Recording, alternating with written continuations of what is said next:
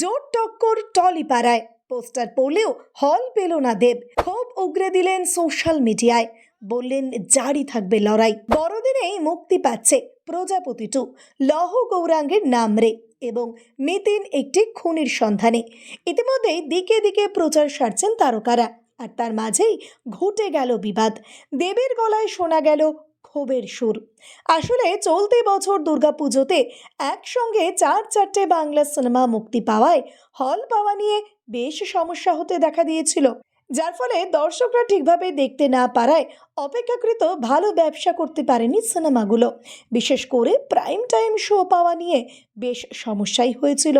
এই ঘটনার পর ইন্ডাস্ট্রির অন্দরে হওয়া একটা মিটিংয়ে ঠিক হয়, এবার থেকে কোনো উৎসব অনুষ্ঠানে 3-এর বেশি বাংলা সিনেমা একসঙ্গে রিলিজ করা যাবে না।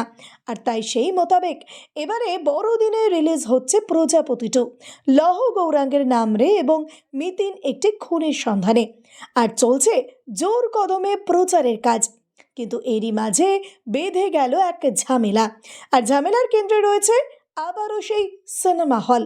সম্প্রতি সময়ে সোশ্যাল মিডিয়ায় একটি ছবি পোস্ট করেন অভিনেতা দেব, যা দেখে বোঝা যায় যে সেটি একটি সিনেমা হলের, আর সেখানে সিনেমার পোস্টারও লাগানো রয়েছে।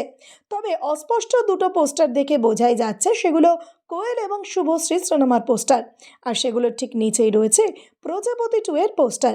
ছবিটা পোস্ট করে দেব লেখেন, এই বছর আমাকে অনেকে অনেক তকমা দিয়েছে, কেউ মাফিয়া তো কেউ মেগাস্টার। তারপরও সিনেমা হলে আমার সিনেমার পোস্টার লাগার পরও আমার সিনেমা জায়গা পায়নি। আশা করি সিনেমা হলের মালিকরা খুশি, কারণ তারা যদি বাঁচে বাংলা সিনেমা বাঁচবে।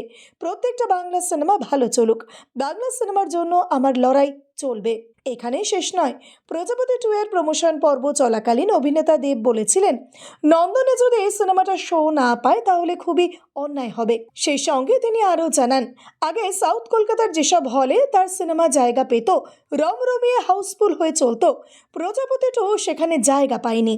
তার কথায় অন্যান্য হলের ক্রেজ দেখে পরে হয়তো এই হল মালিকরা বুঝতে পারবে এবং পরবর্তীতে হয়তো সেসব হলেও আসতে পারে প্রজাপতি 2। ভিডিওটি ভালো লেগে থাকলে অবশ্যই লাইক, শেয়ার, সাবস্ক্রাইব করবেন আর কমেন্টে অবশ্যই জানাবেন আপনি কোথা থেকে দেখছেন।